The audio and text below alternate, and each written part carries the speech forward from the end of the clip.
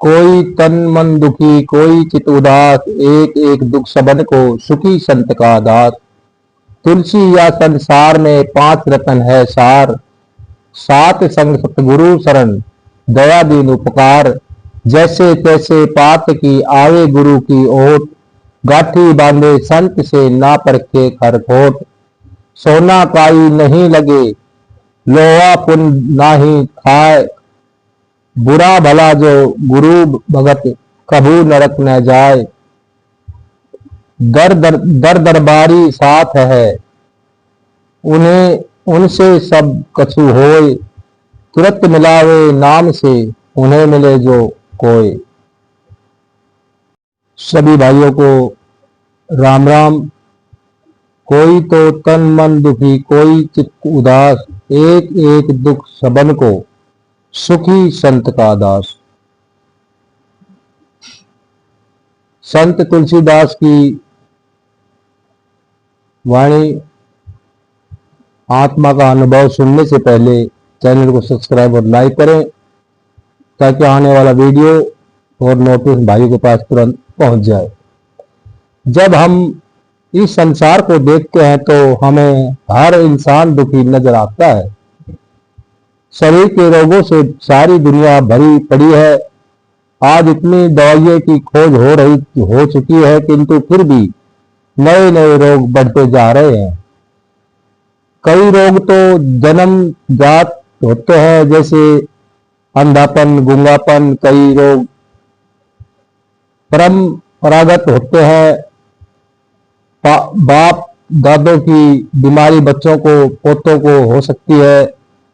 आकस्मिक घटनाएं शरीर को बेकार कर देती है। अपंग और अपाहिज लोग भी शरीर के रोगों से दुखी है। भूख सेक्स और गलत खान पान से पीड़ाएं, बेकारी, भुखमरी भी बड़े रोग हैं। इसी प्रकार से मन के रोग है। मन पारे की तरह से चंचल है, एक क्षण में एक सुरख बन जाता है, दूसरे क्षण दूसरी चीनी बन जाता है। कोई योजना पूरी नहीं होती। जिंदगी का कोई लक्ष्य न होने से इंसान हिरण की तरह से मृग तृष्णा के पीछे भागता रहता है। कहीं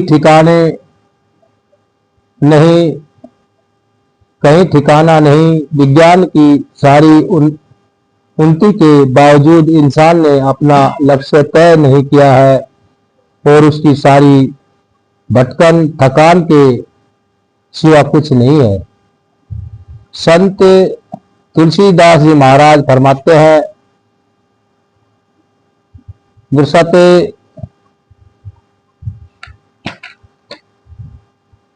इस संसार में इंसान भटकता रहता है। आज सारी सृष्टि की सैर वह कर रहा है, परंतु सुख मिला नहीं। हे प्रभु, थक कर यह आपके दर पर ही आएगा। मन का दुख, अपनों का दर्द भी मन का दर्द है। घर बार, बाल बच्चे, राष्ट्र विषय सबकी चिंता मानव को लगी हुई है। सैर सपाटे, बुरी आदतें, नशा, गलत आचरण सब मानसिक रोग हैं। इन सब से भी बढ़कर चित्त अथवा आत्मा का, चेतन का दर्द है। हर जीव आत्मा परमात्मा से मिलने के लिए बेचैन है। आत्मा चेतन स्वरूप है। अपने निज आय को भूल कर यह अपने आप को देह मान बैठती है। जब तक अपने आप को जानकर प्रभु से एक में एक नहीं होंगी, चित्त की उदासी दूर नहीं होगी। महाकवि रविंद्रनाथ टैगोर सारे संसार में अपना नाम कर गए। दुनिया के सब साधन उनके पास थे, नामवरी भी थी, राज दरबार में उनका मान था, उन्होंने मिला था। फिर भी चित्त की उदासी का इलाज न कर सके। लिखते हैं, हे प्रभु, मुझे पता है कि मेरे अंतर में इतना बहुत अधिक रूहानी दौलत है, किंतु मैं अपने अंदर भरा कूड़ा करकट संसारिक संस्कार नहीं हटा सकता और वहां तक पहुंच नहीं सकता। काम, क्रोध, लोभ, मोह, माया और अहंकार से जन्मों जन्मों के चित्त के रोग हैं। दूसरी पंक्ति में संत तुलसी साहब फरमाते हैं, सारे संसार के जीव किसी न किसी प्रकार से दुखी हैं। कईयों को तो आध्यात्मिक, आदि दैविक, मानसिक और आदि भौतिक संसार और शरीर के इन सबका उपाय क्या है? उपाय वे बताते हैं, सुखी संत का दास संतों की शरण में जाने वाला सुखी हो सकता है। संत दर्शन जी महाराज फरमाते हैं कि मानव चोला नर नारायण देह है। इसमें संत के दर्शन बड़े भाग्य से होते हैं। नामदान मिल जाए और बड़े भाग है। इससे भी बढ़कर इंसान अपने आप को गुरु के हवाले कर दे और भी महान भाग है। संतों का दरबार माफी का दरबार है। इसके पास जाकर ही हमारी सब समस्याओं का हल हो सकता है। सतगुरु केवल नाम की बख्शा नहीं करता, वरन अनुभव भी करा देता है। इस प्रकार से सच्चा सुख उन्हें प्राप्त हो सकता है जो संसार की क्षणिक सुख से अनंत गुण अधिक है। जन्म मरण का दुख भी मिट जाता है। ये सारे दुखों का इलाज है। तुलसी या संसार में 5 रतन है सार, साध संग सतगुरु शरण, दया दीन का उपकार। संसार में जिनके पास रतन होते हैं वह साहूकार होता है। उसकी शाख हर जगह होती है। साधु को प्राकृत भाषा में साहू कहते हैं। साधु की शाख को यमराज भी मना नहीं कर सकता। साधन करके साधु ने 5 रत्न खोज निकाले हैं। संत तुलसीदास जी इन रत्नों को खोल खोल कर दिखाते हैं, इनकी विशेषताएं बतलाते हैं। रतन पृथ्वी की गोद में निकलते हैं, उनकी अपनी ज्योति होती है और बड़े धीरज उनका जीवन होता है, इसलिए वे कीमती होते हैं। साध संग या सत्संग की महिमा का जिक्र संत तुलसीदास साहिब ने घट रामायण में किया है। ऋषि विश्वामित्र जी ऋषि वशिष्ठ जी को मिलने गए।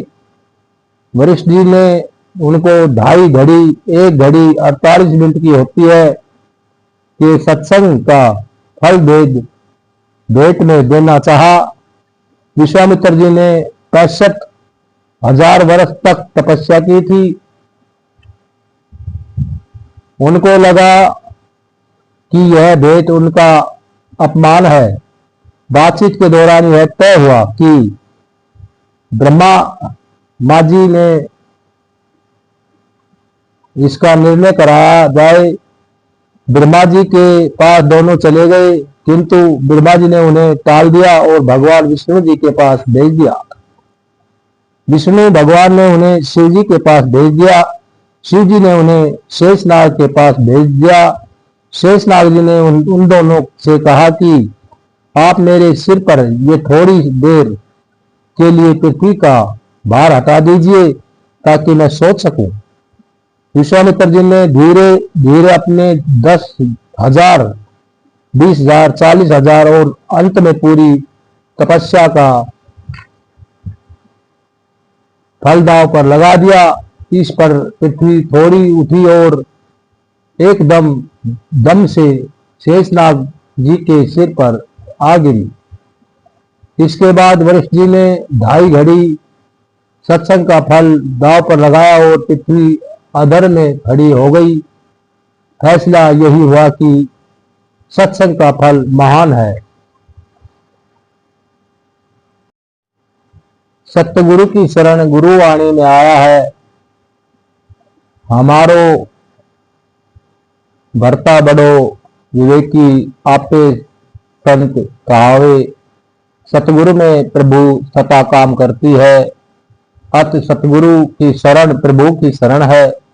सतगुरु अपनी दया मेहर से परमात्मा के जन्मों जन्मों के पापों को धो देता है। सतगुरु के उपकार की महिमा तो की नहीं जा सकती। कहीं कहीं तो संतों ने सतगुरु और प्रभु की तुलना की है और यही बताया कि सतगुरु प्रभु से भी बढ़कर है। नंबर 3, दया। प्रथम तो जीव अपने आप पर दया करे। हमारी आत्मा जन्मों जन्मों से आवागमन के चक्कर में भटक रही है। अत अपने जीव की दया संभालो। 84 की गेड़ा बचा लो। हम नाम की कमाई करें और 84 से छुटकारा पाए। इसके बाद इस दुनियादारी में फंसे जीवों को बाहर निकालना के काम में अपने गुरु की मदद करें। तुलसीदास दया के बारे में फरमाते हैं, दया धर्म का मूल है, पाप मूल अभिमान। तुलसी दया न छोड़िए, जब लग घट में आन। दीन दीनता को धारण करना, नरम बनना, नरम बनकर हम अपने से बड़ों का मान कर सकते हैं, उन पर श्रद्धा रख सकते हैं। कबीर साहब नरम के बारे में फरमाते हैं, लघुता के प्रभुता मिले, प्रभुता से प्रभु दूर। चीटी से शक्कर चली, चीटी ले शक्कर चली, हाथी के सिर दूर। संत दर्शन सिंह जी महाराज फरमाते थे कि नर्मता संतों का श्रृंगार है। 99.9 नर्मता संतों के हिस्से में आई है। यदि किसी से कुछ पाना तो हम नरम बनकर ही पा सकते हैं।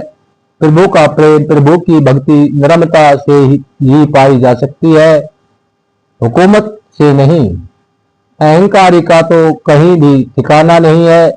नंबर 5, उपकार। उपकार संतों का भूषण है। परोपकार वही कर सकता है जिसके पहले में कुछ हो, वरना भिखारी भिखारी को क्या दे सकता है।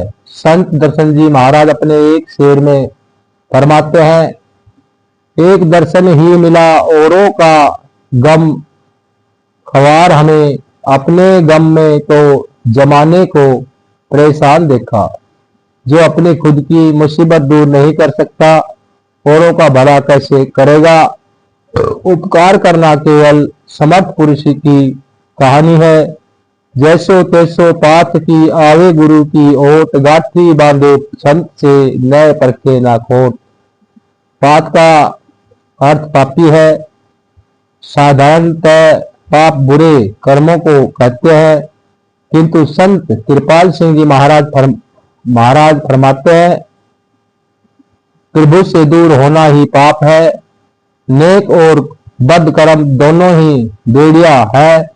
हम दोनों ही एक लोहे की, पापी और पुण्य संतों की निगाह में दोनों ही आत्मा है, प्रभु की अंश। जो जीव गुरु की ओर लग गया, भावक रूप में वह गुरु से जुड़ गया। पिछले संस्कारों के कारण उसके कार्य चलते हैं, उनमें से गुरु संचित कर्मों को भस्म कर देता है। पार बंधन को छोड़कर नहीं, शूल की सुई कर देता है और क्रियामान कर्म के लिए सदाचारी जीवन की लक्ष्मण रेखा खींच देता है। इस प्रकार नामदान की देन देकर जीव को निहाल कर देता है, पिछला हिसाब खत्म कर देता है। इस युग में हुजूर बाबा सावन सिंह जी महाराज, संत कृपाल सिंह महाराज और दयाल पुरुष संत दर्शन जी महाराज ने न पापी देखा न पुण्य, और सबको नामदान देना दे दिया। सोना काई नहीं लगे, लोहा पुन नहीं खाए, बुरा भला जो गुरु भगत कभू नरक न जाए। बोलो रविदास महाराज जी की जय हो।